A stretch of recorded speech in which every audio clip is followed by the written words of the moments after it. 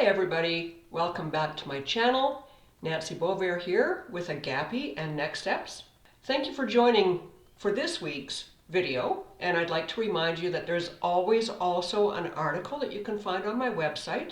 So these videos are meant to be a little bit of an introduction to what the topic is. If you go over to the website and take a look at the article, you'll get a more fully fleshed out version of the topic.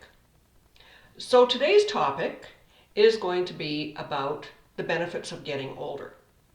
A couple of months ago I posted a video. It was a bit of a tongue-in-cheek, and it was kind of the light side of getting older. It had serious components to it, but it was meant to be a more humorous approach.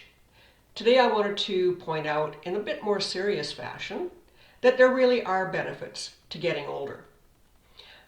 Now, maybe some of you remember, maybe all of you remember, when you were young and you were growing up, we couldn't wait to grow up. We couldn't wait to be adults, and nobody told us when to go to bed. Nobody told us to eat our vegetables. We would be able to make our own decisions.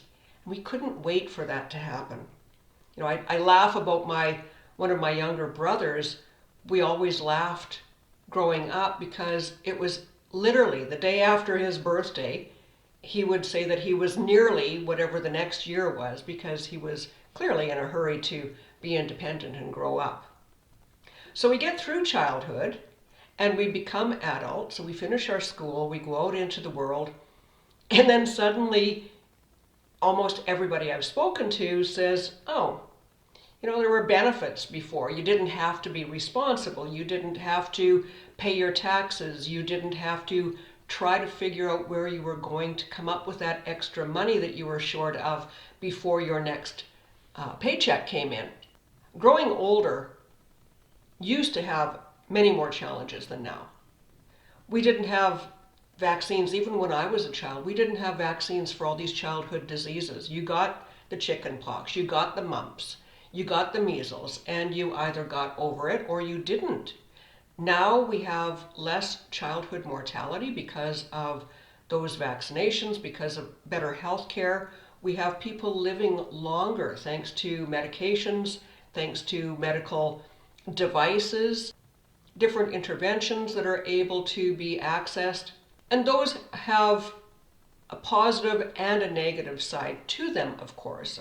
Keeping people alive longer has a lot of benefits, especially for the person who is aging. But there are also downsides. There are side effects to medications. If people live long enough, they tend to lose their friends and families to death, and they end up becoming lonely. Lots of times they end up with mobility issues. They can't engage as well. Unfortunately, dementia is something that our scientific and medical community still haven't been able to come up with a solution for that. And so the unfortunate side is you can have somebody whose body is functioning, whose body is healthy, but they don't have any cognition. They're not aware. They're not able to engage anymore. And most people that I have known never wanted to live like that. If we look back at our other cultures and even our own North American culture, elders used to be respected. People and society took their experiences as wisdom, as things to learn from, to benefit the newer generations. But then at some point in the last 40, 50 years, aging became the enemy. People start thinking of aging as declining, which of course, granted, our bodies do break down, but not the same way that they did 50 years ago. People can still be very, very vibrant, beyond what life expectancy used to be. But then we started getting the facelifts and the butt lifts and the boob jobs and the tummy tucks and let's color our hair and let's do all of these things so that we can fool ourselves and the world that we're not getting older, instead of accepting the fact that there are actually very positive things that come from growing older. One of those things I've already referenced, and that is the fact that we have gained more wisdom simply through our life experiences. doesn't mean that we have all the answers. It doesn't mean that we're know-it-alls. It means that our experiences throughout life, we've had hits and misses. And as such, we bring a perspective that our younger members of society, they can benefit from those.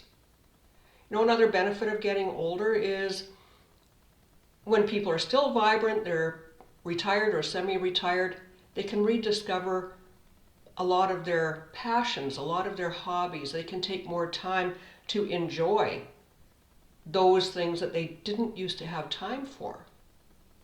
You know, we all know about the people who are so-called better grandparents than they were parents, and that's because they have the time now to spend with the grandchildren. Before, they were busy doing life. They were busy earning money, putting a roof over your head, keeping you clothed, keeping you fed.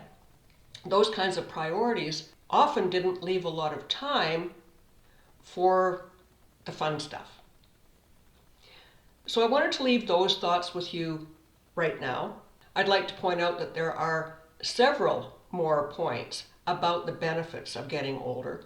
And if you just hop over to the website, you can click on our latest blog post and you can read all about it.